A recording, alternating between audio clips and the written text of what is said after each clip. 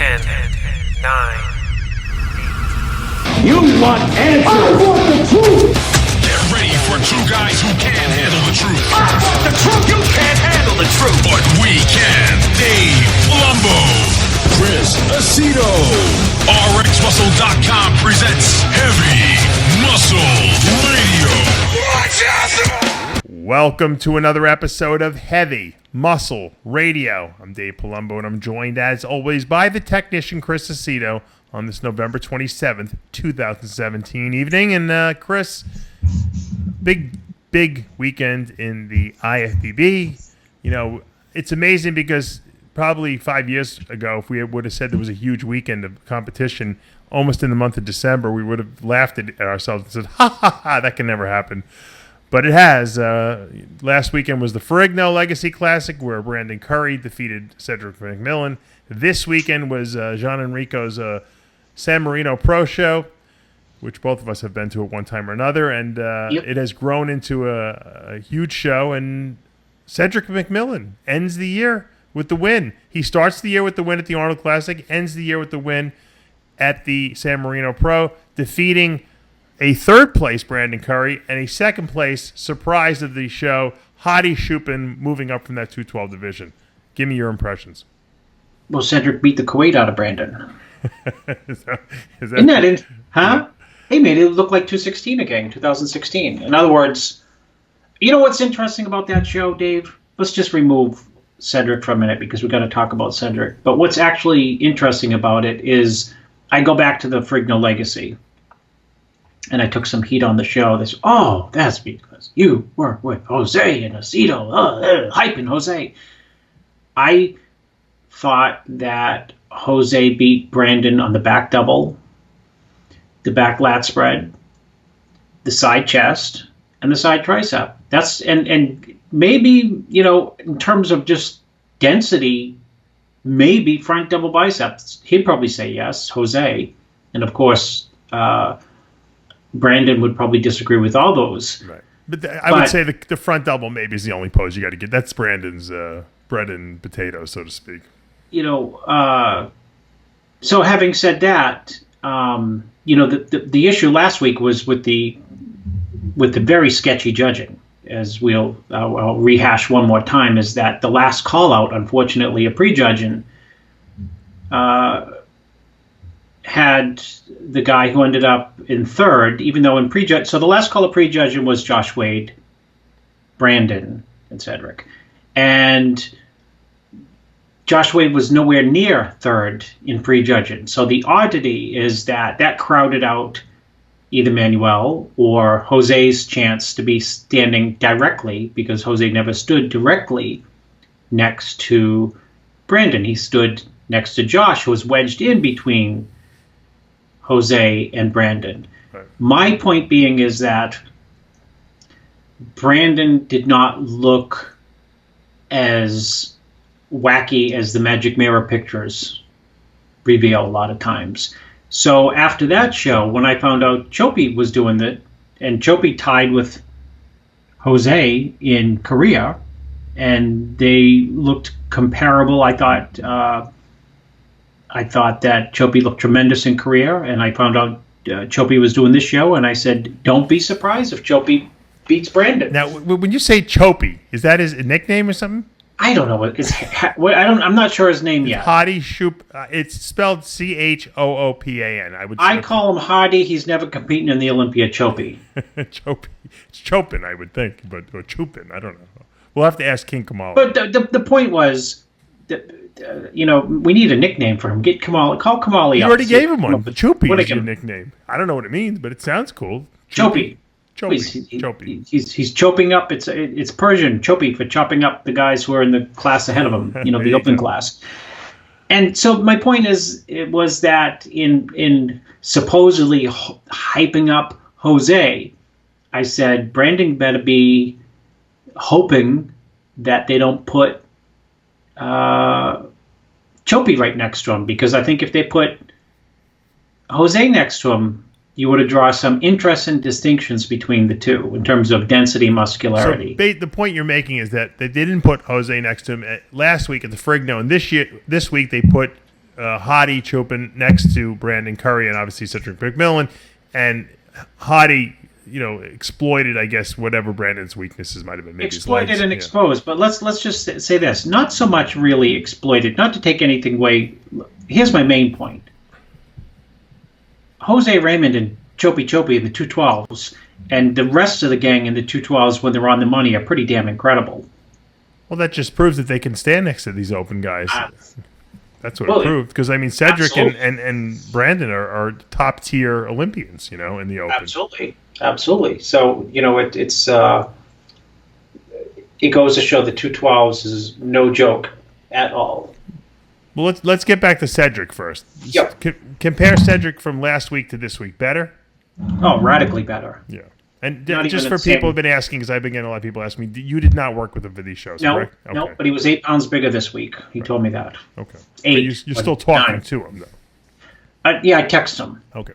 I actually texted him after the show and congratulated him, and I said to him, I figured he wasn't. I wanted to interview him. Did you see if you want to come in live with or no? I said, yeah. I said, if you want to, when you get back to the States, if you want to do an interview, I'd love to interview you. If not, no big deal. And he's like, okay. So the fact that he responded to me probably means that he'll do the interview. But okay might have been. Well, he would have just not responded because I actually texted him about a month or two ago about a job. Someone had contacted me. They had a guest posing for him in China, and I had asked him if it was okay for me to give him his number because I don't give out numbers otherwise.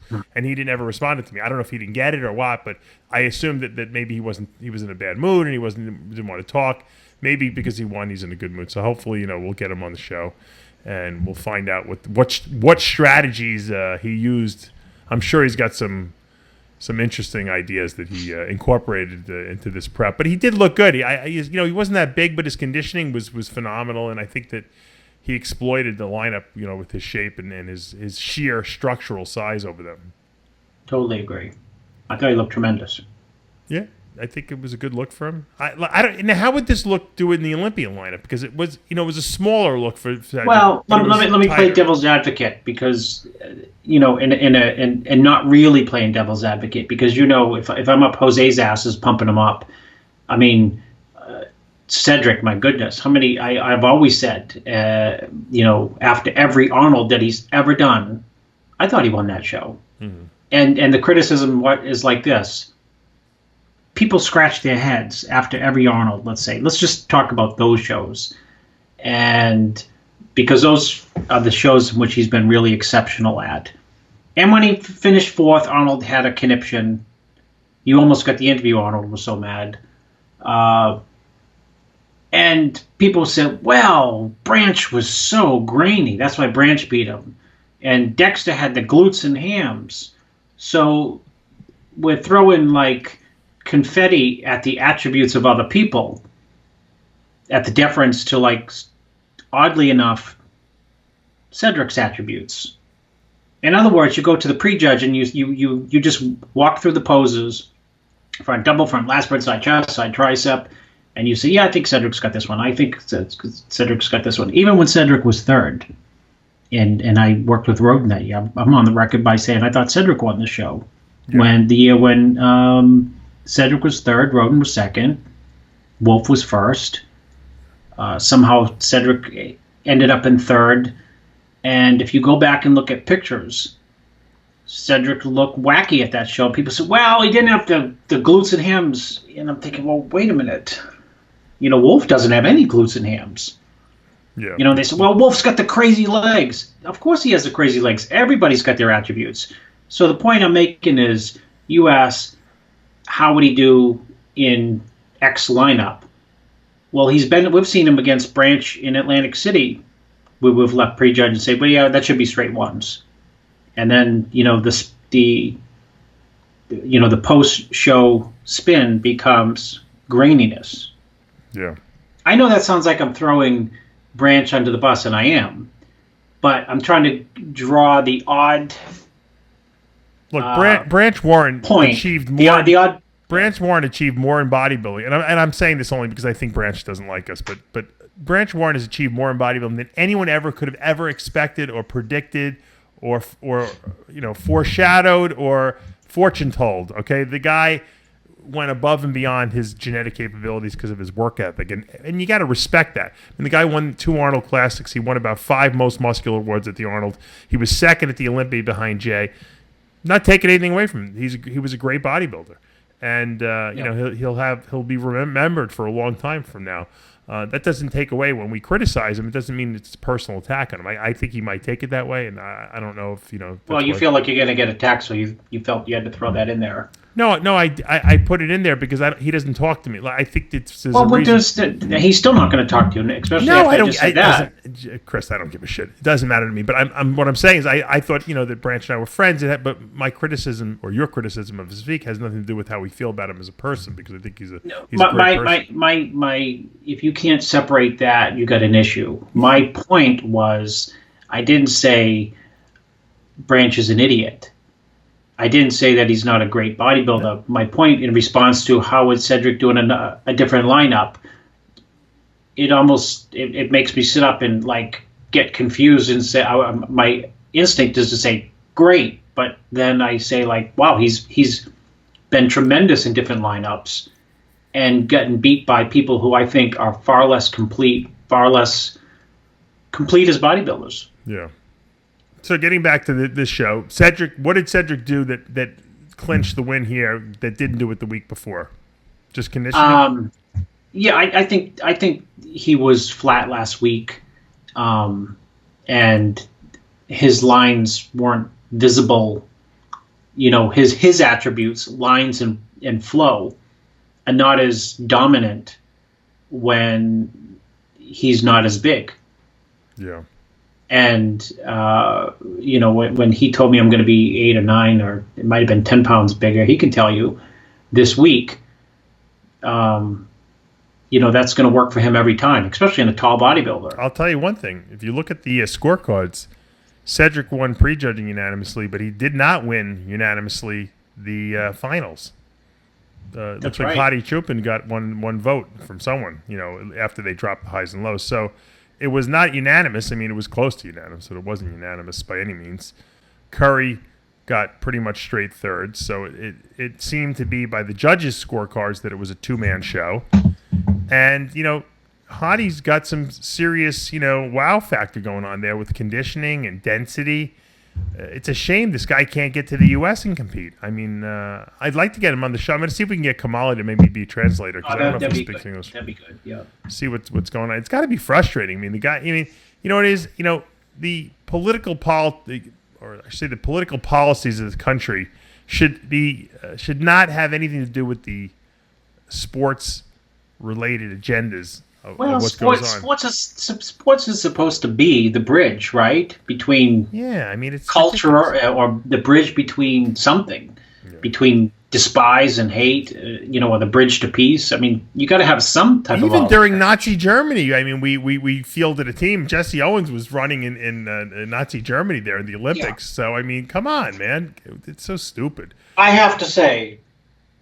Since I do pump up Jose, I just as soon have Hadi chop him up, not do the Olympia. He's damn impressive, Yes. I mean, but here's the question. It is too bad. Should he stay in this open class? I don't know what he weighed, but I mean, is he a better open bodybuilder? Can he hold his own here, and is this going to be more potential for him in the open class?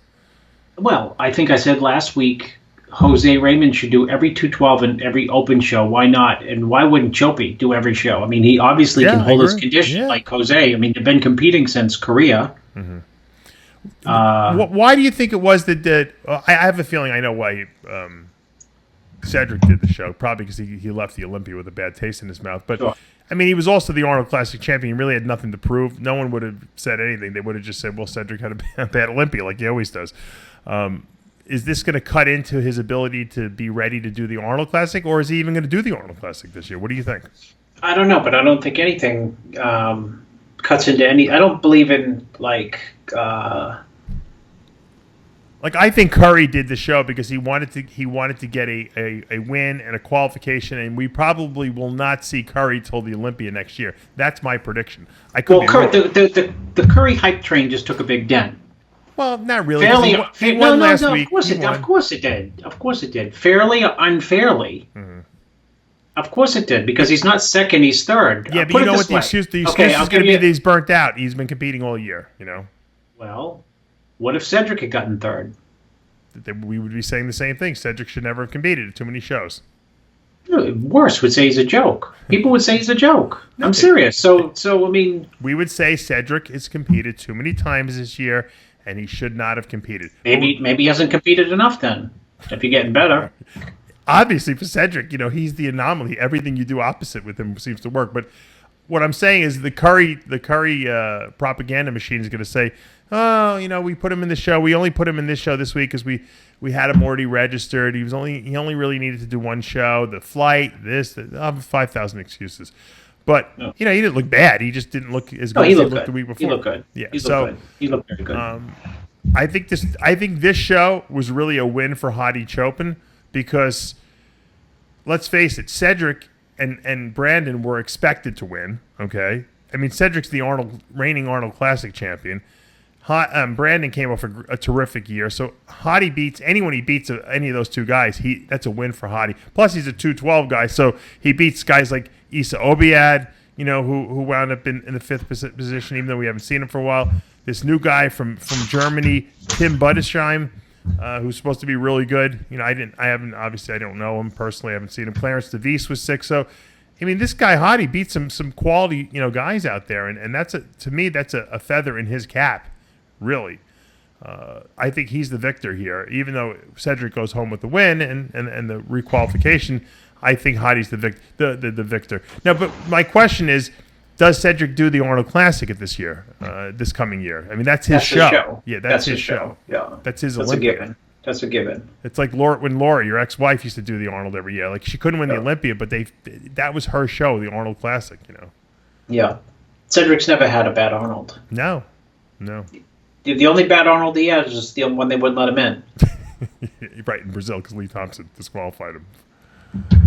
But that might have been the only thing worse than me getting kicked out of the Nationals. By the way, people defended that disqualification. Well, but they defended my getting thrown out too. If you notice that me getting thrown out of the Nationals, I get news for you. Bob Checkerell, and he'll be the same person that when they get rid of Steve Carroll, he'll be like, "Oh, he was bad for the sport," you know, and they'll be like, because everyone knows he's bad for the sport, you know. And I agreed. I'm not going to keep harping on Steve Carroll because I made my statement. Everyone knows what it is, and I'm waiting for something to be done by the first of the year. We'll see what happens, and then I'll comment on it more. But yeah, the rhetoric, I call it the propaganda rhetoric guys. You know, they have to recite the rhetoric they think is what is really going on. But the truth is they don't even know behind the scenes, you know, who's supporting me on what I said, which is most of the people in our federation. So it's the flip-floppers, I call them. They go with the win. You know? Speaking of promoters, congratulations. What's the guy who's promoting San Marino? John Enrico did a great job here this past one. He's a genuinely good guy. Oh yeah. 2, he used to be a bodybuilder. Mm-hmm. 3, he still loves bodybuilding. Oh, sorry, he still looks like a bodybuilder too. No, I might take that as a swipe. You have been there. I've been there. Well, VIP all the way. Treatment for the press and the judges. It's not only VIP, but he's done VIP straight out of the box from day one. Mm-hmm. You know what I mean? Where there's a lot of risk. He flew you guys in on a private plane. You remember? That's right. I wasn't there. You and I think Johnny went at the time. Yep, we and went. Our photographer and Pierre. Yeah, it was great. We all went there and. Right from Prague. Yep. That's when the other... Talk about VIP. I mean, a private plane chartered from Prague on Saturday or Sunday morning after Prague, and you guys were in San Marino and doing a show the next day. I mean, that's crazy. When I was there last year, VIP all the way, picked up at the airport, anything I needed, free food the whole weekend. I mean, just... What a great! I mean, the only thing would have been better if my wife could have come, but obviously we had the baby. But it was VIP. You know, this guy, you know, treated us like gold, and that's what makes the experience so positive. That's why guys like Steve Weinberger want to go there. You think Steve hates traveling more than any person I know. I've had these conversations with him before. He hates it, but he goes to the San Marino Pro because he's, you know what? He doesn't want to necessarily be there, but he's treated so well there and taken care of that. You know what? he actually makes it like his end of the year vacation, So it just goes to show you there are guys that get it. And that's why the San Marino Pro has grown every single year. And you know what? This year it was nuts. The amateur show was crazy with talent. I don't know if you followed any of it, Chris, but there was a great battle in that in the bodybuilding. From the guy Tim Budesheim from Germany defeated this guy from Israel. Have you seen him, Danny Kaganovich? Yeah, I did. Very, unbelievable! Very good. What a battle that was. Those guys. This is how great they were. The San Marino Amateur Olympia was held on Saturday. Sunday was the pro show. These guys both jumped into the pro show, and Tim Budesheim from Germany was 4th, and Danny from Israel was 7th. So they placed top 7, both of these guys, after turning pro the day before. That's telling you how crazy. good the Amateur Olympia was. Oh, my God. Tremendous. That's like the tremendous old days. turnout. Yeah, when they used to win the Mr. Universe and go into the Olympia the next day, How exciting is that? Yeah, you're 100% right. You know what I'm saying? Yeah. Even better. Even better. I'll go one better. What's better? This is you want to talk about a dream weekend? The girl won the bikini from South Korea. 212s. Yeah. Kim Hyun. She won the amateur on Saturday, got a pro card, jumped into pro, and won it.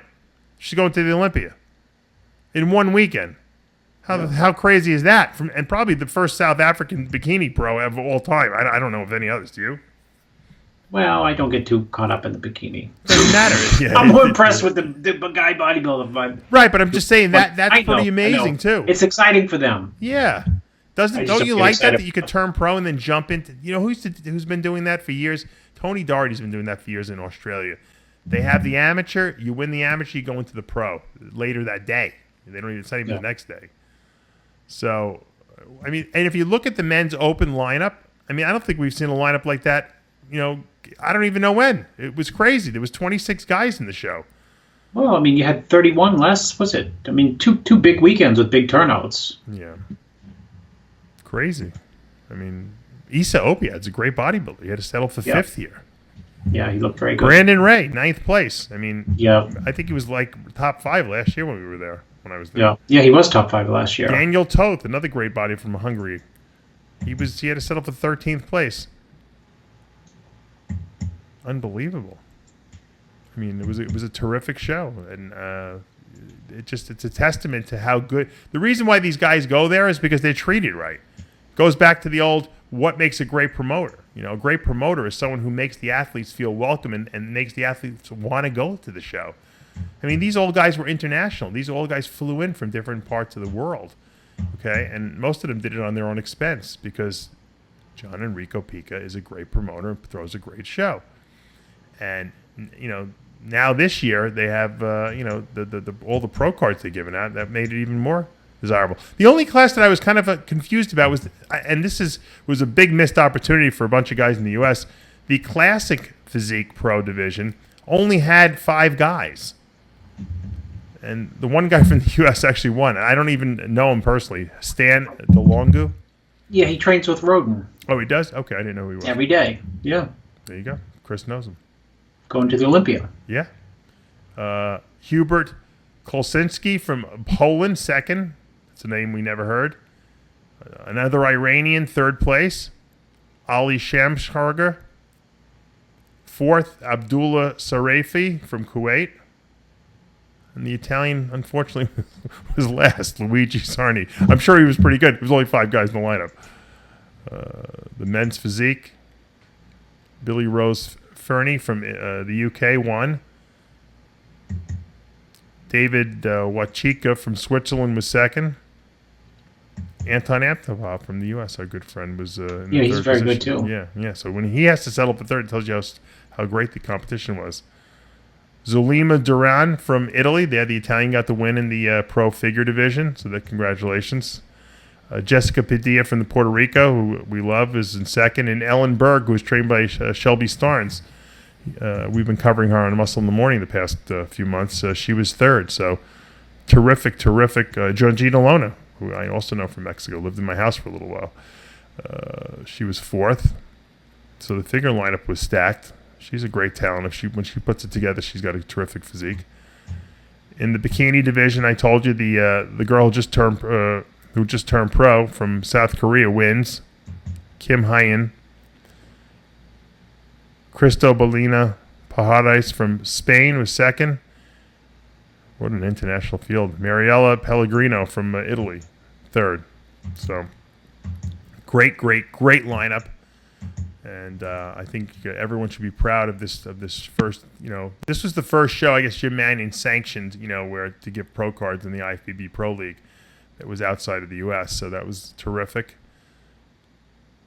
If you go on NPCnews.com, NPCNewsOnline.com, excuse me, you can check out the amateur Olympia results, and they got them all up. I'm sure they don't have the pictures up, do they? They don't have the pictures yet. No, I think but. They gave out pro cards, in that bodybuilding. It was the top 3 got pro cards. You got 3 pro cards. Tremendous. Look, I'm sad that I missed the weekend, even though I'm glad I didn't go because it was a lot after that Nationals weekend. But I would have loved to go there. It's just it's hard to travel internationally now. I know you too. We're busy, but I'm glad that there's people out there that are passionate about what they do and care about the athletes like John Enrico does. And I think it was a great event. Yeah. What about this? You see this 22 or 23-year-old kid with a Bob Harris physique from Brazil? My friend, what was his name? His name is, let's see. I'll tell you. You know what? I'm going to pull it up. He looks tremendous. I don't even know. Carlos Godoy. Raphael Brandeo or something like that. Do you know that our good friend Carlos Godoy? You remember him down from Brazil? He's my translator down there. Oh yes, yeah. Of course I do. Yeah, he told me about it. Said he's trained by Patrick Tour, I think. Very, very, very impressive. A lot of shape, a lot of flow. This guy puts 15 pounds on. He's 24 years old too. Yeah. They probably AT&T probably already called them on him. That's why I called Kuwait AT&T. Oh my God, you're funny. Is it true that the Camel Crew called up Cedric? They're trying to get him out there. Ask him when he does his live with you. He'll do it with you. You know. Well, you. I don't want to put words into his mouth, but you look at the pattern. Well, you talk to him. You said they call him. Yeah, they call him. Of course they call him. Well, they call all your clients, it seems like, right? Well, they called Remy like 400 times a day when I was working with them. Yeah. They were big. They're big recruiters. They called Roden. They called Sergio. They called De La Rosa. They called. Well, it could seem as though it's personalized, but let's face it. You do train a lot of the top guys in the industry. So I mean, if they're going to call the top guys, it's going to be most of your guys. No, you know what it is. Listen. One day when Chris, you get no bullshit. When you get, I tell people go. You know who's out there now training? Not your no one who's like a real pro bodybuilder. I'm talking about Dr. Tony Hughes is out there training with them. Did I send you that email? Oh, he'll probably have to have they'll have to hospitalize him for the training. He's training. He's training with Regan one thing and the other guy out there. Listen. One thing for sure that we know, when you go to Kuwait, you are going to a tremendous gym, and they are going to torture you with the weights. Yeah. In a good way. So Dr. Tony Hughes, who's already on a huge cycle, better up the dose. Because his recovery is going to be zilch. It's true, right?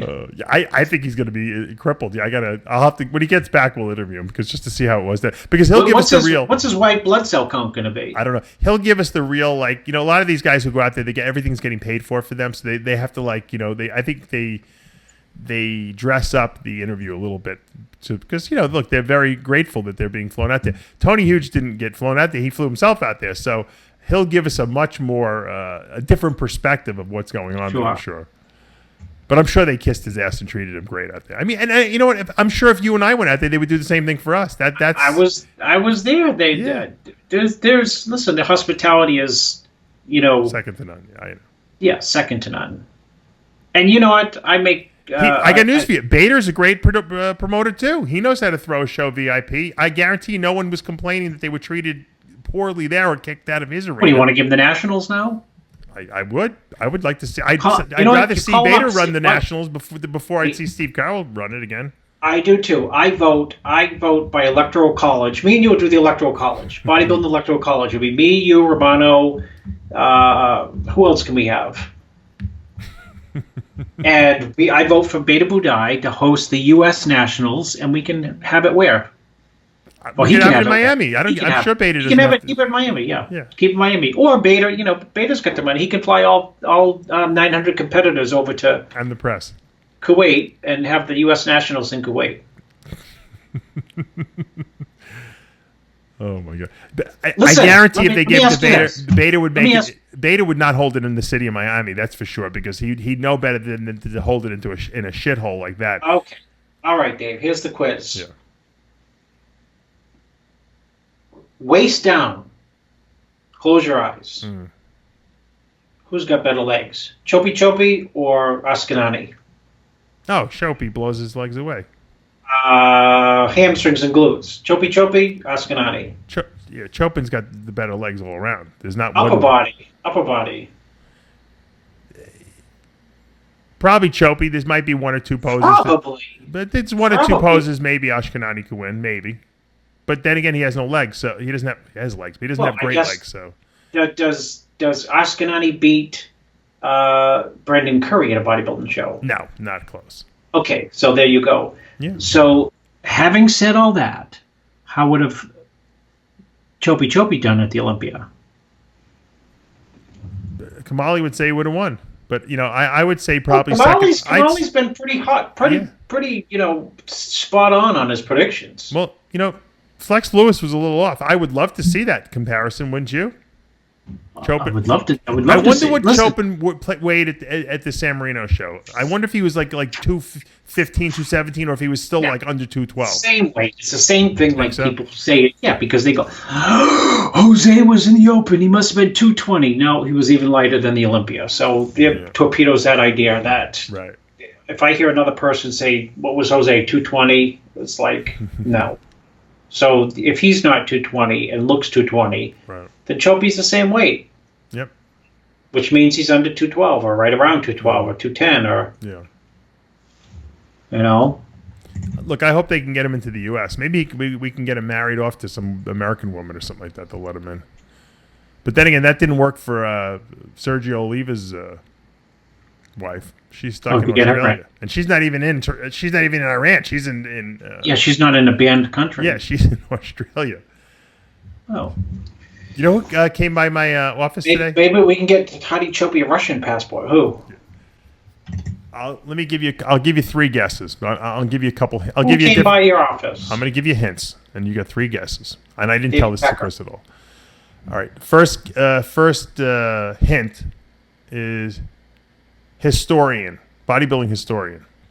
Well, it couldn't be. You would have told me if it was Peter McGough. No, you're wrong. I was just thinking of Peter Second. McGough. No, you would have told me, so that's not my Right. guess. Okay, But go third ahead. guess, okay. Historian, yeah. Okay, I'll give you another clue. Top NPC bodybuilder. And a historian. No, you're moving towards Chickarillo, but let's see. Historian and top bodybuilder. Current bodybuilder? Yeah, I mean, he competes still a little bit. Hey, is this the Jeopardy part of the show? I keep telling you need a bodybuilding Jeopardy. Okay, give me another clue. Well, if I give you this clue, you'll definitely get it. But Okay. hold on, let me think of one that's not so. I mean, none.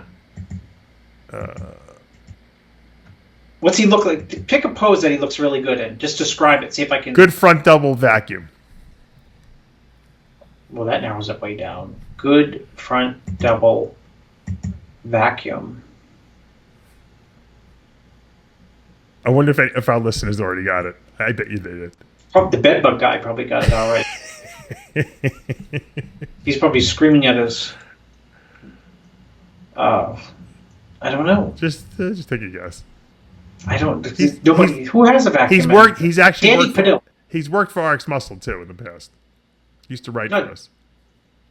Oh, John Hanson. Yes, John Hanson. John Hanson stopped by. He texts me. He's like, I'm in the area. John, I get the front historian in vacuum gives it away. I know. That's why I figured you'd get it. Yeah, John came by. We spent like almost 2 hours together just bullshitting about everything. You know, he was telling me he was on the set of that movie Bigger. Oh my gosh. Was he a consultant? No, he should have been. He actually, I'm going to tell you a good story. I got to get Dan Solomon on this following week, but here's a good story. You'll like this. So John drives there, first of all. It's like crazy. It's like in like Alabama somewhere. Like he drives from Florida. Who knows how long it took him? Probably 8 hours. Drives there, gets there. The scene that he's there for that day, they're filming the 1970 Mr. Olympia. Okay, where where Arnold beats Sergio Oliva. And remember that was, and obviously Sergio Jr. is there playing his dad, and Colin Van Moger's playing Arnold. And that was so when John got there, he said I don't know if he said it to Dan or he said it to someone. He said, this is the year that Arnold was on stage. They were at the prejudging, posing against Sergio, and Arnold's like, "All right," he goes, "I'm beat. Let's get out of here now. We did enough." And Sergio's like, "Okay," and he walked off stage. And when Sergio walked off stage, Arnold stepped back on stage and started hitting poses, and hit most muscles. The crowd went crazy.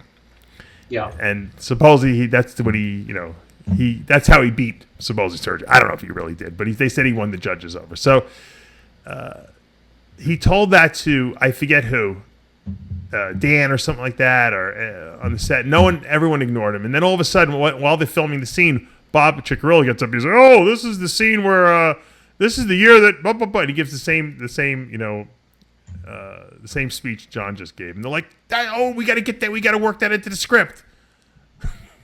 I said, "John," they've been doing that to me for years. You know how many ideas I've come up with, and Bob Ciccarelli has taken credit for? I said, first of all, I said, had the scene go. He goes, it was very exciting to be on the movie. He said, I'm just breaking balls. I like Bob and all this. I'm just breaking balls. But I said, how was it like being on the set? Was Sergio good? He goes, the one thing that he said he didn't like was that, Colin Van Moger looked exactly very much like Arnold. They did his hair and everything, but he wasn't hitting the twisting back shots, like Arnold. He didn't know Arnold's poses. I said, they should have hired you as a consultant. You could have showed him the twisting back shots. He's like, you're right, I could have. I said, I bet you Sergio Oliva could have showed him Junior could have showed him the twisting back shots. So Cedric, I'm surprised they didn't get him a coach to do that, because that really makes you think that he's Arnold, Roland Kickinger used to know the Arnold poses. He looked just like him. He played him in that little biopic they had on the. Oh, yeah. Roland, right? Roland is probably, the movie came out after he was. He's too old now to play him, but I think Roland did play him in that. That's what I mean. Arnold in his youth, run, the 1 year where he played. Remember where Arnold was it was the movie about how he became governor. It's like a TV series or a TV movie. Yeah. So anyway, John had a great time on the set, and then he came over. I showed him our studio. I told him how I showed him how, because he's really into this whole. He's doing these podcasts of the Legends podcast. He's calling it. Mm-hmm. And he's interviewing Dorian and all these old time guys, and they're good. He's a good interviewer, but the problem is he's like, I'm running out of guys to do. I said, well, I knew that was going to be the problem. I said, you're doing too many. I said, what you got to do is, rather than put out one a week, you do Dorian and you put it into 5 parts and you make it last a month. You know what I mean? You can't you're putting too much out at one time. There's only so many guys alive still that are considered legends. Yeah, somebody sent me the latest. Have you seen the latest? They keep this guy. What's the videos with Dorian in England? Oh, the London reel that he did that year. Yeah. He did another one recently. Someone sent it to me, and it was off the charts. It's great, but it's the same thing he's talking about. He talks about. I know it is, but it isn't. It is about the same thing, but it isn't. Just it's about his growth and. I think I think he's a totally interesting person. He's so well. You know what? He's the most well-adjusted post-stardom guy. He just comes across as comfortable in his skin. Yeah. Which people work a lifetime to become. Well, he did a lot of soul searching. I think after his Olympia, from everything I've read and the interviews I've watched, he did a lot of searching and trying to discover who he was and where he fits in the world. And he's a smart dude. He's not formally educated. He came from a very rough upbringing, but he's obviously innately intelligent, and he's able to use that intelligence, even if it's not in a formal manner, to synthesize ideas and concepts. And he's a successful guy. I mean, he used his Olympia in a positive way, all those Olympia titles, and he makes money from it. And so he has the luxury of living a life that he enjoys. He doesn't have to work 9 to 5. He's not at Home Depot. He's a businessman. So and I'm going to get around to interviewing him eventually. I was offered an interview about 6 months, 8 months ago, and it was all tied. The problem was the interview was tied up with that Super League, and at the time there was. I think now no one cares about it, but there was just a lot of animosity there, and I said, what, I don't want to interview him under those conditions. I want to interview him under no conditions. In other words, here's Dorian, here's Dave.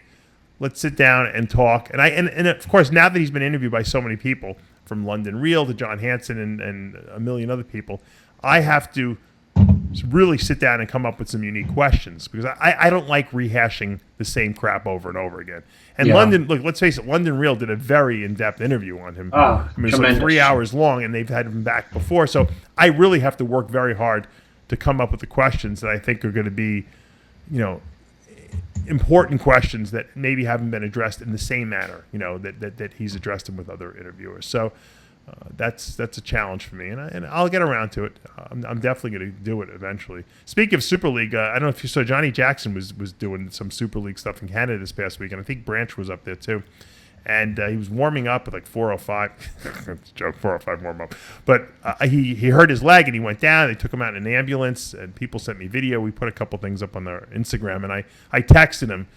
Johnny's a cool guy, and he's like, no, Great guy. I just pulled a muscle. He goes, I thought it was worse. But I'm walking around on it now, so I'm like, whew, that's good news. I hate to see people tear quads because it's such a fucking nasty injury, Yeah, you're an expert in it. Yeah, unfortunately. So he's doing well, so I'm glad for that. Because I didn't even know he's still. These guys. He just retired after this Olympia, and Johnny ain't gonna never stop lifting weights. No, he may have retired from competing. But what? The problem is when you get over 40, Chris. You become your body's brittle. It breaks. It breaks real easy. You got to be very careful not to hurt yourself. I just don't think the body's meant to be lifting insane amounts of weights when you get to to that age. You know what I'm saying? I mean, there's got to be a point where you say to yourself, all right, well, it's important to work out and to train and to challenge yourself, but you know what? Do I want to be sitting in a hospital bed recovering because my body just can't take the abuse I gave it when I was younger? So that's a personal decision everyone's got to make on their own. I can't answer that for them. But believe me, once you get hurt, you realize, fuck, I don't want to get hurt anymore. So anyway. Well, every not only do you get hurt when you get older, but every subsequent injury as you get older becomes a greater injury, right? Yeah, I think it's like when there's structural damage to an older building, the engineer comes in and he does this. Seriously, they'll do this. 2017. Well, you got a structural issue here. You got to get it fixed. He comes back in 2019. Let's say it's an older building, though, not a new building. You don't fix this building, it's going to fall down in the next 18 months. And people start screaming at him and say, what are you talking about? Why didn't you warn us in 2017? Yeah. He said, 2017, you were all set. It was just, what happens is an older building with a structural issue, every additional month is like another 7 years on its, Wow. Yeah, I didn't even the realize effect that it has. So it's kind of like on an old bodybuilder. Every additional year, each injury becomes subsequently, greater than it was 2 years before. Absolutely. Look at my shoulders, for instance. I can't wait to get my other shoulder done because the one I got done is so good. But you know what? I really will take care of these shoulders because I'm so happy that I'm out of pain from the one that I had done. So it's amazing that we have some good doctors out there. That's good. Thank God. I was telling. I don't know if I mentioned it in the last show. I saw John Natty Shack, and he was asking about my shoulders because his shoulders are so terrible, and I'm sending him to my doctor. Hopefully, now that he's down here in Florida as well. Yeah, that's right. He's in Florida. He loved that you were talking. I could be repeating myself. I don't know, but he loved that you were talking about him on that. We did the recap of the NBC Nationals in the '80s, all the '80 champions, and then he turned pro in the '80s, and He's like, yeah, someone called me up. They said you guys are talking about me, and you put some video up there of me. I said, yeah, you had a nice head of hair then, too. Holy mackerel. Yeah, a lot of people liked it. I mean, a lot of people liked the, just the banter of us reviewing the 80s? The 80s, yeah. Then I think when we do the 90s, I don't know if we'll wait till next year to do it or if we'll do it maybe over the winter when it's a little quiet. That's going to be more exciting because you and I lived through the 90s. We competed in the 90s. We really know. You and I know way more details about the 90s probably than we did about the 80s, even though you knew a lot about the 80s too. Someone was mad that I think they thought that I made it up that I went to the 83 Nationals, the first year Lee Haney won. Because I couldn't remember. Yeah. 82 Nationals, yeah. 82. Maybe I was lying then, 83. I don't know. You said you saw Haney win, right? I saw Lee Haney win, and I saw Tony Atlas was 10th that year, and Tony had beaten Lee Haney a few weeks before at the Coastal USA, the wrestler, Tony Atlas. Yeah, I remember you telling me that. That's crazy. And then, I went down. That was my first trip on an airplane. I went to visit my sister. I went there. I remembered the airline, People's Express. And it was like $20 to fly from Maine to New York. Wow. That's like, remember Tower Air? You would go to like California from New York for like $150. Well, you can still. We took a flight once recently, maybe in the last 6 years, from Boston to Florida on Spirit Airlines, and some people have paid like $20 for that flight, $29. Mm-hmm. We paid maybe like $100 each way, but our luggage cost like $50,000. Yeah, they charge you for the luggage. It's insane what they charge you too. It's like one bag's like $30, and then 2 bags is like $100. Yeah, it's crazy. Well, they came out with the list of the international pro qualifiers for 2018. That's for the IFBB Pro League. They're not calling it NPC Amateur League. They're calling it just International Pro Qualifiers. I mean, what a list of countries they got. From Tunisia to Iran. There's 3 shows in India. The Indian guys, I help a lot of Indian bodybuilders. I know you do too. These guys can't turn pro anywhere. And now they got 3 opportunities to get their pro card in India. What a tremendous thing that they're doing here, what Jim Mannion's doing. Colombia, they got the UK. Obviously, we know Chickarilla's holding some stuff over there. Tony Doherty in Australia, Mo Almasawi in New Zealand. Ireland, they're going to have a show. Brazil, Denmark, Italy. There's a lot of shows in Italy. Korea. Obviously, the Canadians are going to be having half their organization there will be, sanctioning these pro qualifiers. Where else? China, I see. Mexico, Portugal, Singapore, Vietnam. Oh, my God. The Philippines. Korea, San Marino, which is our good friend John Enrico, Kuwait, Czech Republic, I think I said Hungary. Where else? Costa Rica, Japan, Romania, the Caribbean, and I already said the Philippines. So, I mean, all over the world. Those are what shows? These are pro qualifiers. These are for amateurs to get pro cards. They'll be giving pro cards in the IFBB in these countries. So when you go to Costa Rica, yeah. Can anyone go to Costa Rica to that show? Yeah. Or do you have to be from Costa Rica? No, you can go anywhere. Just like this past weekend in San Marino. Anyone could have showed up. It's tremendous. It's a tremendous open door policy that once again is catering to the athletes so that the athletes have more than one place to go. They don't have to be held hostage by by the people, the promoters in their country that have been holding the show for the last 40 years who don't want to let go of the stronghold they have on it. How long on this show have we said that there needs to be more pro cards given away? Even we've lobbied for the Junior USA and Junior Nationals. And you know what? I told JM that, and JM said he agreed with me, and so did Steve Weinberg. So we might see that next year. So... When you were throwing out, was it Real Police? By the way, I was thinking that this week. Yeah, Miami Police. Unless they were Unless they were dressed up in Halloween costumes or something like that. It looked like they were the Real Police. So, because I'm a big threat. Wow. What else do I got? I got stuff to talk about. I don't have time to waste on Steve Carroll.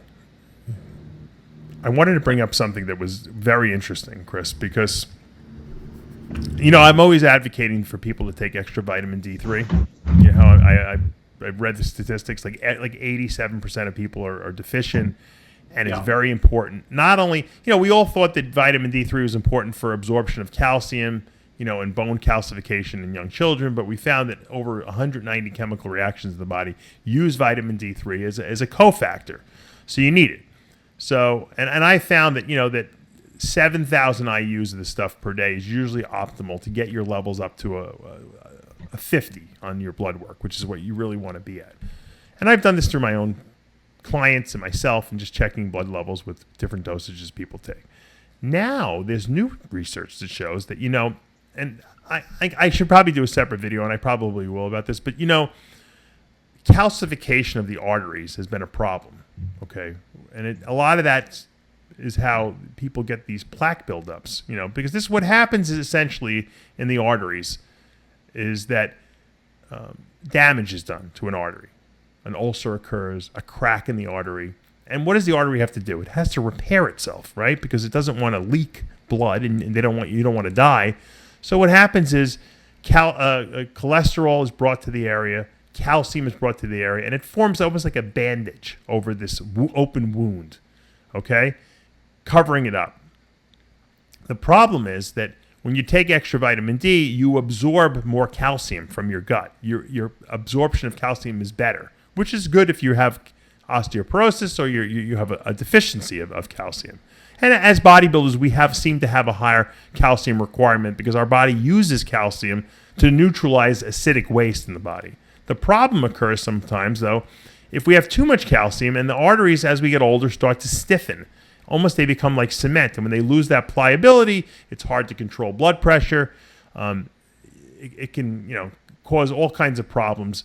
As calcification builds up inside the vessel walls, you can get blockages. So what they found is that if you take vitamin D3, it's great for you, but it's bad because you absorb too much calcium. But if you add another vitamin known as K2, okay, and there's two different types of vitamin K. Vitamin K1 is the one that's involved in clotting factors and helping your blood clot. Vitamin K2 does other stuff in the body, one of which is regulate absorption of calcium. So if you're taking vitamin D3 now, the new dogma is you need to take vitamin K2 with it, okay? Now, I've been advocating for people over the age of 35, 40 to be taking a vitamin K supplement anyway. I take from Life Extension, it's called Multi-K or something like that. It's like several different forms of K, K1, K2, the two isoforms of K2. And what that enables your body to do is ensure that the calcium doesn't get deposited in the blood vessel walls. They don't know why this K2 does it. It's a very complex mechanism I'm not going to go into right now because it's not going to serve anything. Just know that, as an addendum, okay, as a little asterisk, if you're going to take vitamin D3, you probably want to take it with vitamin K as well. And I noticed that Life Extension now is selling a vitamin D3 with vitamin K in there already, as well as some iodine, which is good for your thyroid anyway. So you might want to check that out on Amazon.com. Vitamin D3 with vitamin K2. Once again, to ensure that we're not going to get calcification of the arteries.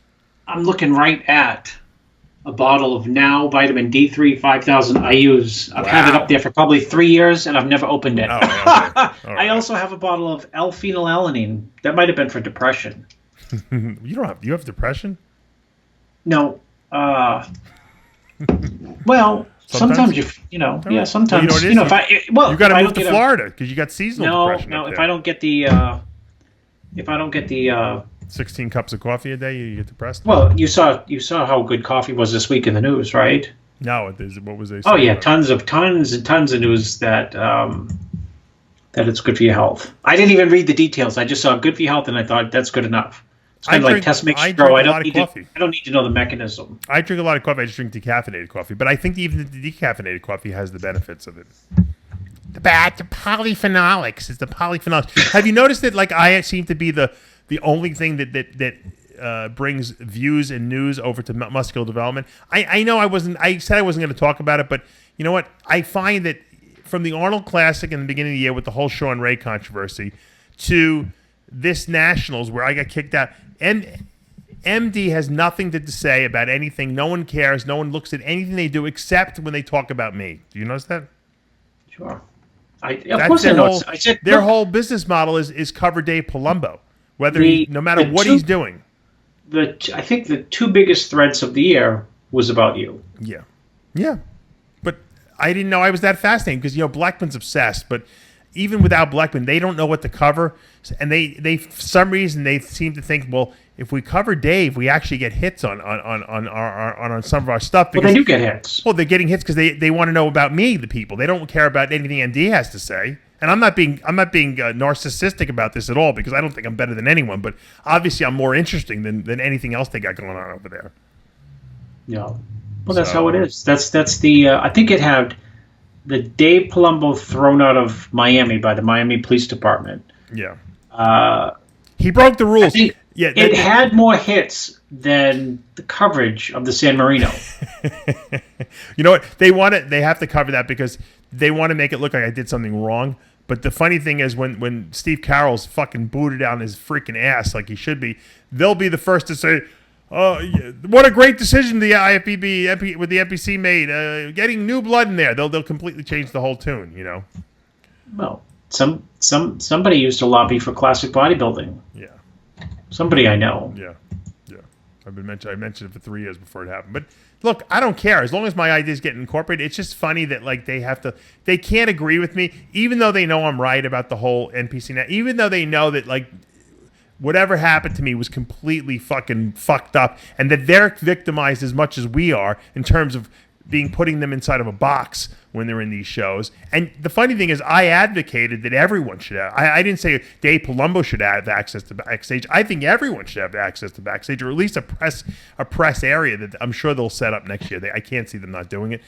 But so I'm actually helping all of us because I'm the only one with a big enough mouth to actually to say it, and not be afraid to say it because I know I'm right. When you know you're right and you're passionate about something, you just put it out there because it's the right thing to do. And we're in the right time to do it, And so I think that, you would think they would say, you know what, we don't really like Dave Palumbo because he used to work here and he badmouths us. But you know what, he is right in this one instance. And I think that, I even think Sean Ray would agree with what I said. I haven't talked to him about it, but I guarantee you that's why he's probably not calling me because he does agree with me. But I can't see Sean saying Dave's wrong in this instance. Well, he may. Well, it's going to come, Dave, out of the 100 million shows that are going to happen this year where you can get your pro card. What? You're gonna get 2, 3, or 4 promoters extraordinaire that nobody knew about. Yeah. I look forward to these new guys that are coming up. I talked to Chris Minnis years ago. He was running a show.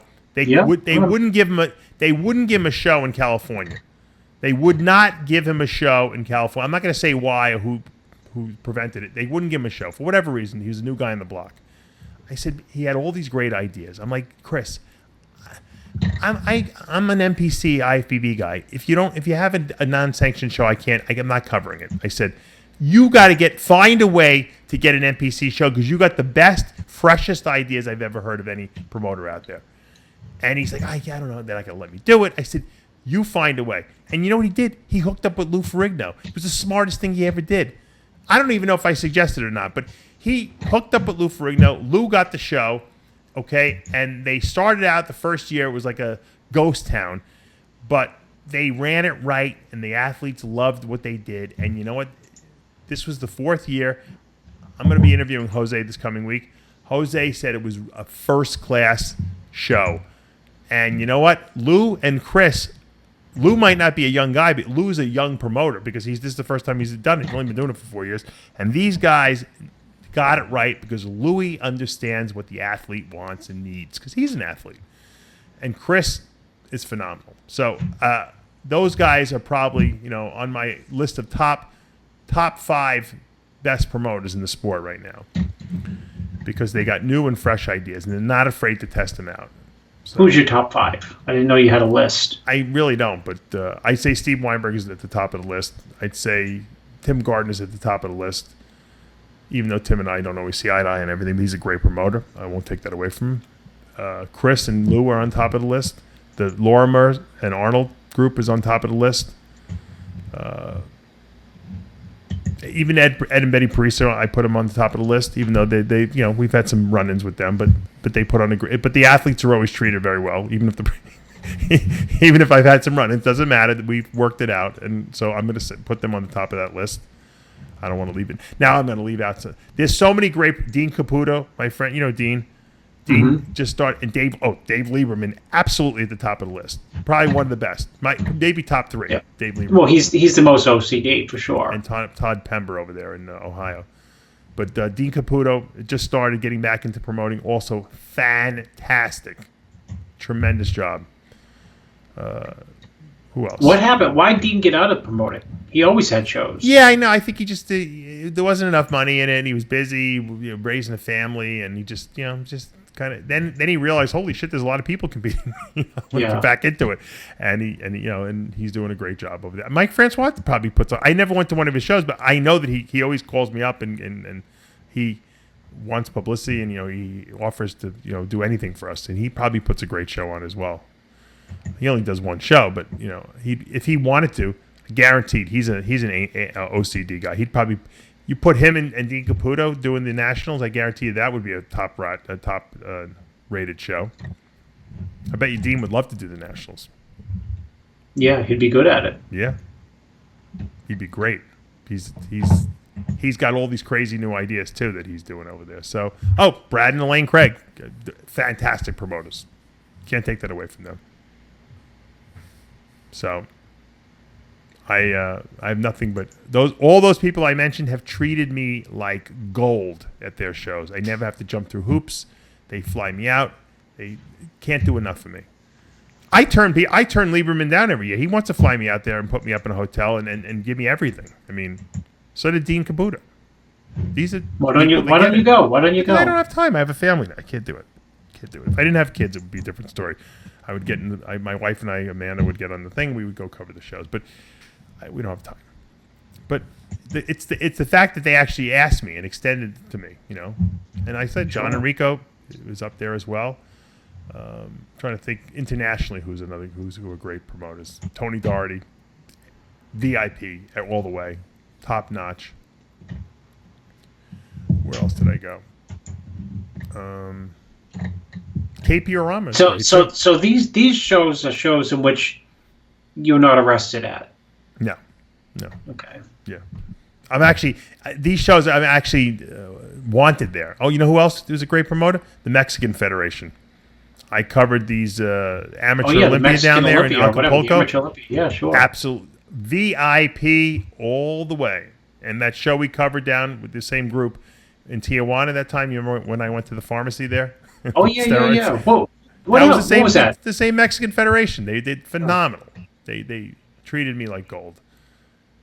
It was like I actually felt like I was wanted there. It was pretty amazing. So there's some great promoters out there, and I think that those people should be given these opportunities to hold some of these shows. Pam Betts is a great promoter.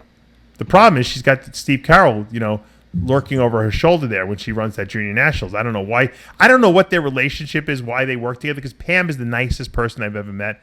She's such a sweetheart, such a wonderful, loving, peaceful. Like the energy she just emanates is wonderful, and I love her, and she knows that. I hope she knows I love her, and we always ask about each other. How she ever got associated with Steve Carroll, I'd love to know that. I'd love to interview her because what a mismatch that is,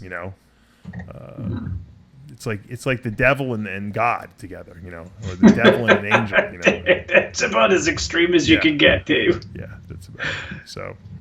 She's amazing. I got a good quote of the week. It's not really a quote. It's more some wisdom. Because you know what? I need the quote of the week so I don't have to take that vitamin D for depression. Yeah. A lot of people think sometimes that if they have a job or they work for someone else, that they're not really indulging their passions and their true inner calling. That's not the case. Not everyone is meant to be an owner. Okay, you could work for a company and still be every much the individual, the passionate being, the guy who's channeling everything that they're meant to channel, okay? You can do that. when I worked for Blackman, that's who I was. I didn't need to leave Blackman. If Blackman, he's the one who lost his freaking mind and got, took things personal that like I was taking over or something like that. But I would have worked for him I'd still be working for him now. I liked working for him, even though he's a nut job. I enjoyed the nuttiness about him because there's something creative and special there. I think his ego just got crazy. So, and I'm sure Romano would have stayed there too. So, but there's nothing wrong with working for some other people, but I think people think that there is. So here's the kind of the wisdom. I had read it somewhere, and I said, this is something that I need to read to all our listeners. Is it employment opportunity or bondage? Because what you really want is freedom. Many of you equate working for other people as bondage.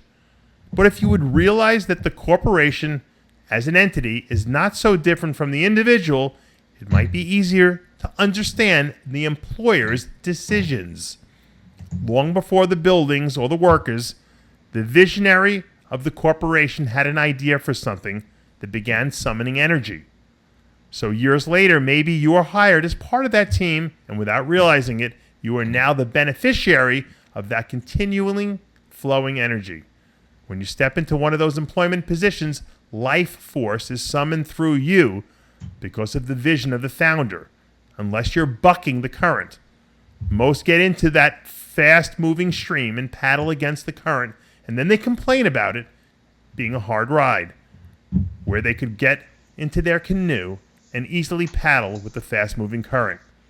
So you can soar and thrive in any environment as long as you are not seeing things that you are using as your reason to paddle against the current.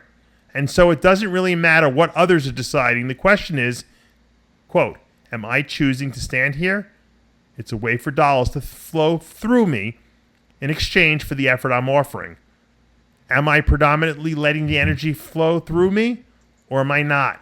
Am I letting it in? That's the question. Once again, you could be a creative being anywhere you choose to be. The question is, are you going to fight it or are you going to go with it? And I think a lot of people have a lot of job opportunities and a lot of opportunities to be creative and to really make a good living for themselves. And sometimes they screw it up. And that's really what this quote's about. Because they think that they should be someplace else, or they have something else coming to them, or they're not getting what they deserve. And, I'm sure Steve Blackman has experienced it. I'm sure Joe Weider experienced it. I experienced it.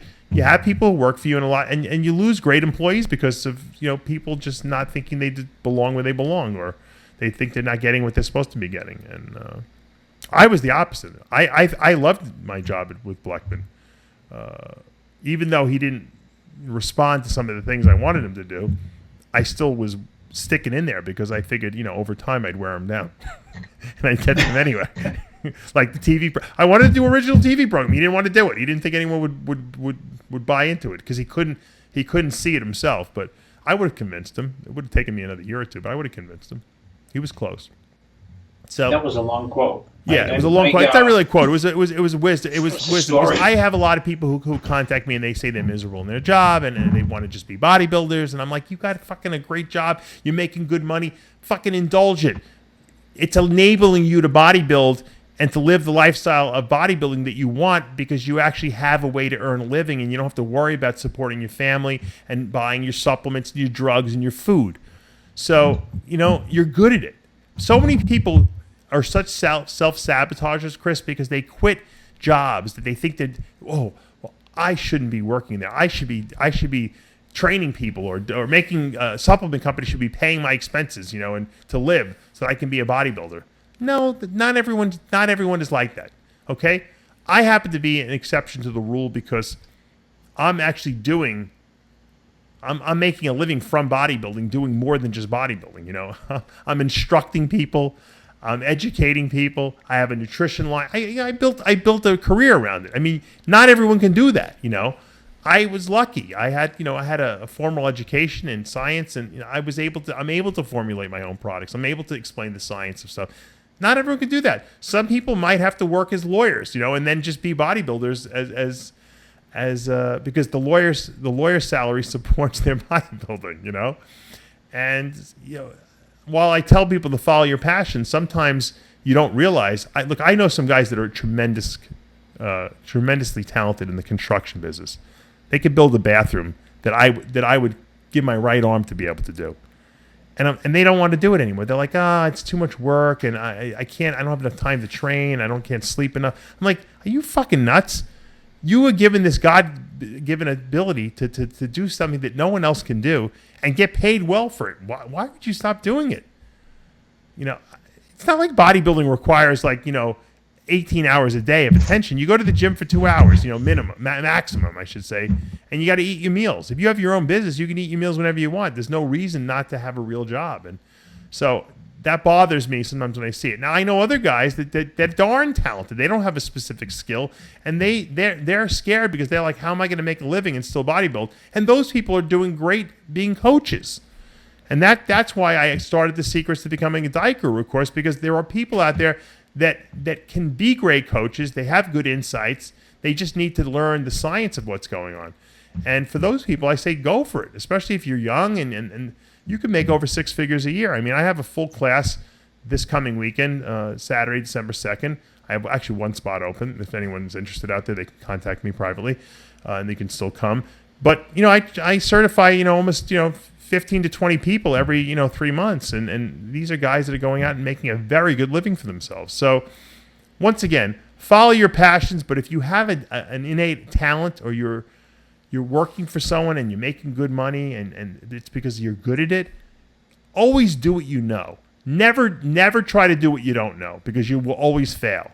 You might be able to learn another skill while you're doing something that you do know, but never abandon what you know, because that would be like me saying, you know what, I love breeding reptiles. I'm going to stop covering bodybuilding shows, and I'm going to get rid of all my bodybuilding related stuff because I just want to breed reptiles. Yeah, that would be great, but that's not going to pay my bills, and it's not my only interest. So, once again, it might be a little rant I'm going on, but I have a lot of people who contact me, and I think this is very relevant to them. And they say what? And they say what? I want to quit my job and just be a bodybuilder? I'm depressed. I need phenylalanine. Give them vitamin D and that's the stack: the vitamin D3 and phenylalanine. I have 200. Now you got to add K2. You got to add K2 to it now. Vitamin K2. Yeah, K2. So they're depressed and they don't know what to do, and they're lost, and the girlfriend broke up with them. Guys, do what you're good at. Okay. Make bodybuilding your hobby until it's more than that. Until it gets to a point where you can actually support yourself with it and you find a niche for yourself. If that's what you want to do, then you can change. But don't look at people as... What the quote basically is don't complain constantly about how, I hate this is that, and this my boss sucks because he tells me what to do. Well, you know what? Your boss owns the company. He should be able to tell you what to do. And guess what? You shouldn't be upset with it, because if you're getting an opportunity to make a good living for yourself and you actually like what you do, then you got to answer to someone, So, once again, bodybuilding should be a hobby until it's not anymore. Until you get to a point where you could actually earn a living from it. Don't quit your regular day job until, bodybuilding has something there for you more than just a vision. Because you have to be able to pay your bills in this day and age. Or guess what? You become a loser, And no one is attracted to a loser. And I'm talking about... If you're a guy, no girl's going to want to date you if you have no job. Okay? and vice versa. No guy wants to have to support a lazy woman who thinks that she's just going to bodybuild all day, and tan herself and get her nails done. It's not desirable. It's not an attractive trait, Well, if you have a lot of money, it's... Yeah, but that's a different story. There's not that many people in bodybuilding who have a lot of money. There's a couple people. There's a few people. Not everyone gets to go to Kuwait gym and Oxygen Gym in Kuwait and have everything paid for, right? There's only a couple people that are lucky. Only Chris Aceto's clients have the opportunity to do that. Oh, my God. Well, I hope everyone had a good Thanksgiving. I went to Golden Corral, Chris, as I did the year before. Actually, I did that with you on Christmas, right? Didn't we? When did we go to Golden Corral with your family? Yeah, I think it was last Christmas. Yeah. We're coming down, so we may have to. Hit Golden Corral. Yeah, we'll be down there for Christmas time. Let's. I might have another baby by then. We might have another addition to the family. Probably will. We will definitely have another addition. By when? When does your wife do? The due date is the 22nd, but my wife is convinced she's going to go early.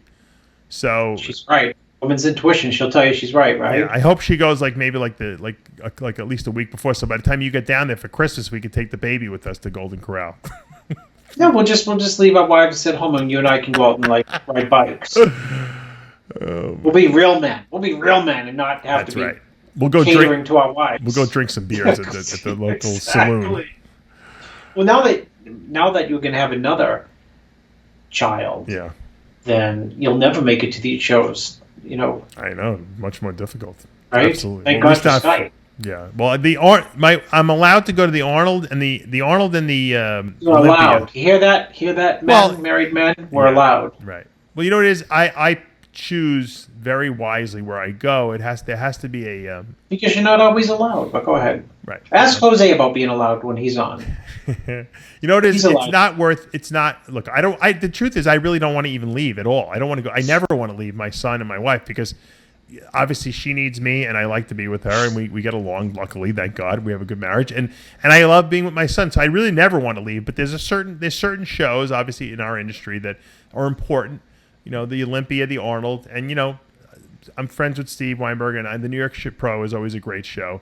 I love going to that one as well. So those are the few shows, and then you know, if the Nationals are local, I can drive there. You know, but now I won't. I'll probably as long as Steve Carroll's there, I'll never go back. No, you won't. Well, you'd need a bulletproof vest or something. No, I wouldn't go back anyway because I have no desire to even see the miserable his misery.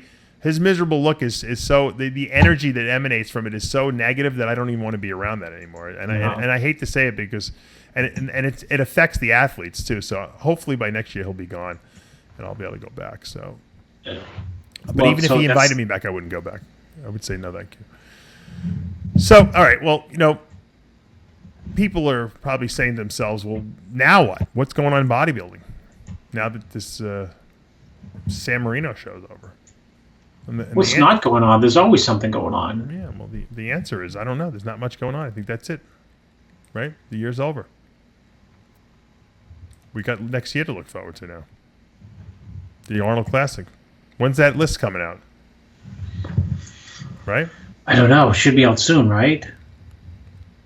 I would think so. Shouldn't it? They never released it early enough. I got to be honest with you. They wait a little too long because these guys have to start dieting before they actually find out if they've been invited to the Arnold. Yeah. And that goes I wonder how they narrow it down. How do the Lormers narrow it down? This is the way they used to do it. You want to know the way they used to do it? They used to do it. They get would a send go ahead. out.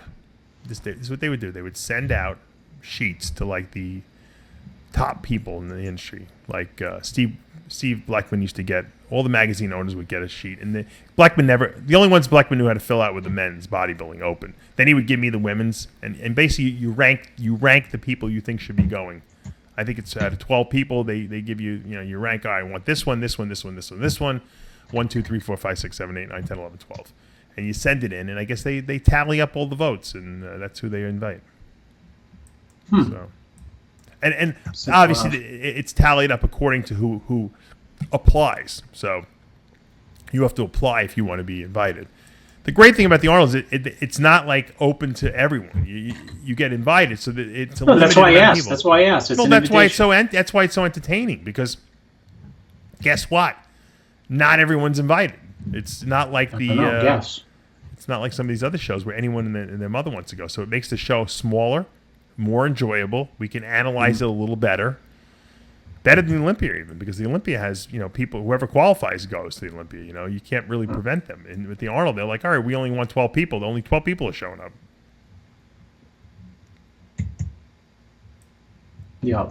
You know, and if the occasional time that they disqualify someone, like that's the only time we lose someone. in the history of the Arnold, the only person who's ever been disqualified is Cedric McMillan. Isn't that crazy? Well, like I said, people didn't come out of the woods to support him. People who could have. Yeah, you're right. Meaning, you know, Lee Thompson got the bye still. Yeah. I mean, I think behind the scenes he was ready to get the bye himself, but his organization, you know what I mean? Is real successful. Let me tell you. What is it, like 4 people in every show?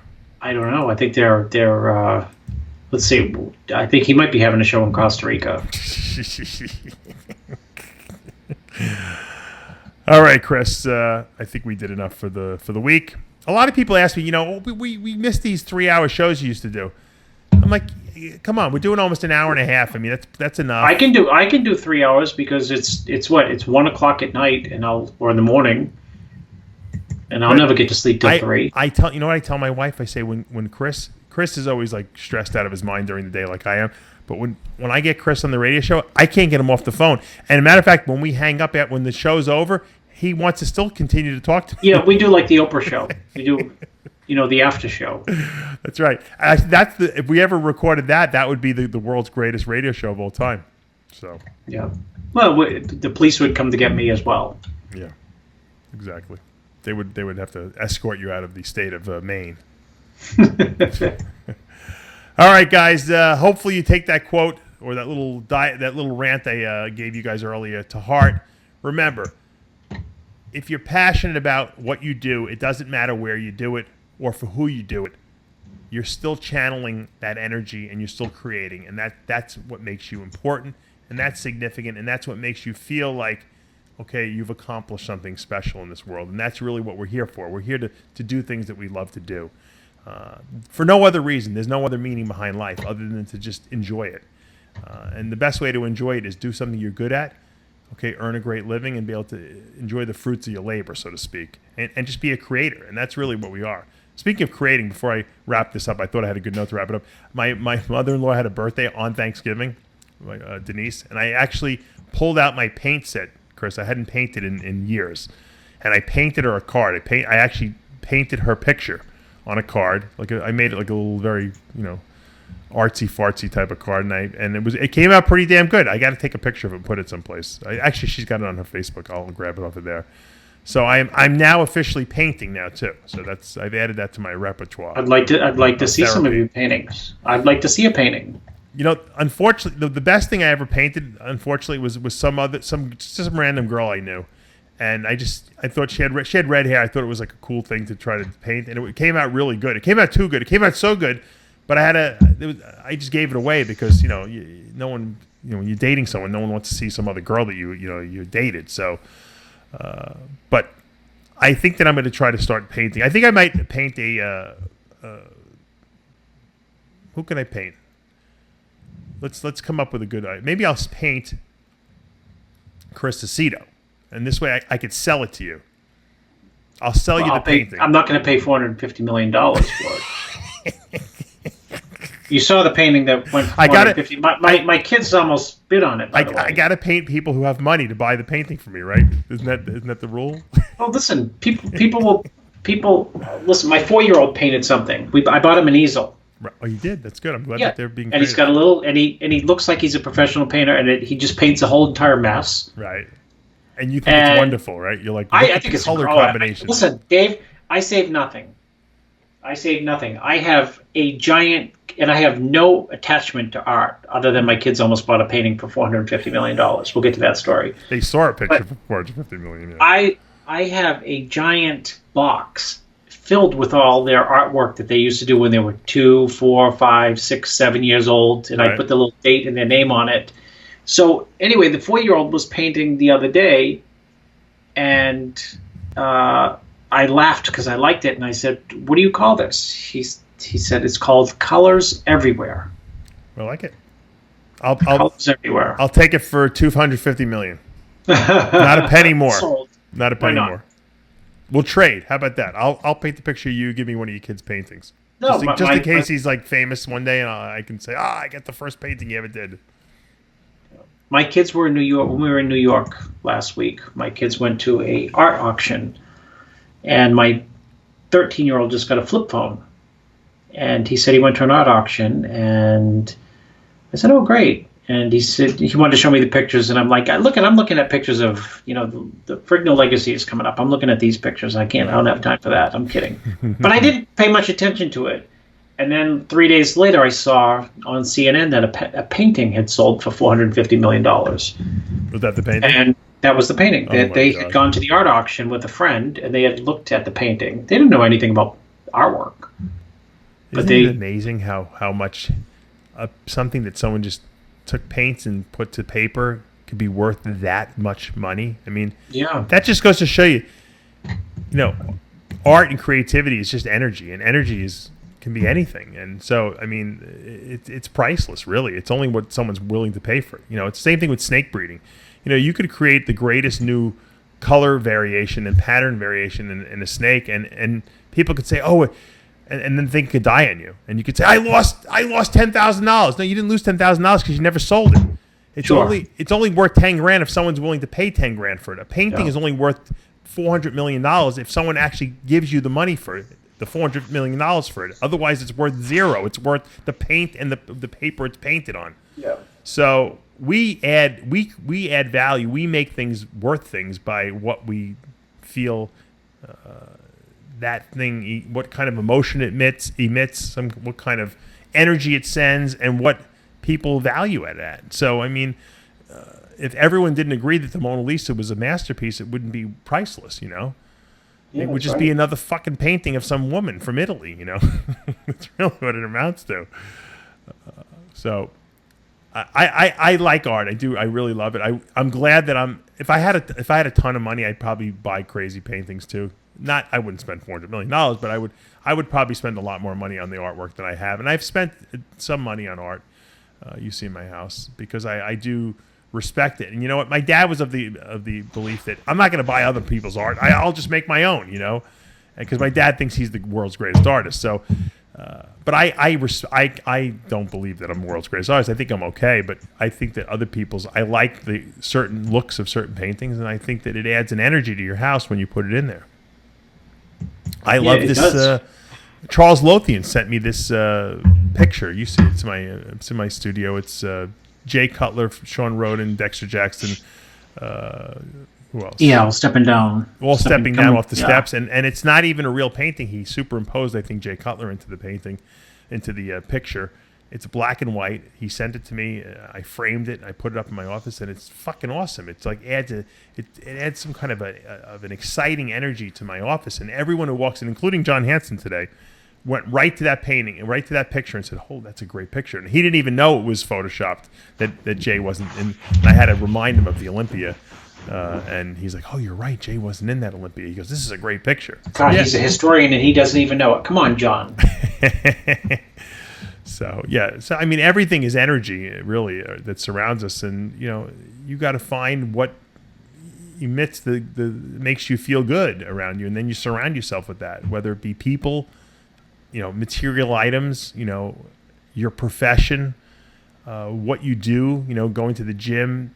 Everything should be around pleasure. If something does not give you pleasure or gives you anxiety, then get rid of it. Yeah. Look, I tell people all the time, these guys, they complain about their girlfriends. Why? Okay, give me that. Get rid of them. Get rid of them. People why do you want to? Why do you want to be miserable? If this person is making you miserable and you're making them miserable, then it's not a productive relationship. Well, just a familiar sense of fear. It's a fear. They don't want to be alone. No one wants to be alone. Everyone would rather be miserable with someone that they know than be alone. And you know what? Alone can be better. If it brings peace to your life, then it's better. So, no, that's true. On that wise note, I think is a perfect segue to get out of here. Remember, until next week, with Heavy Muscle Radio, the truth hurts.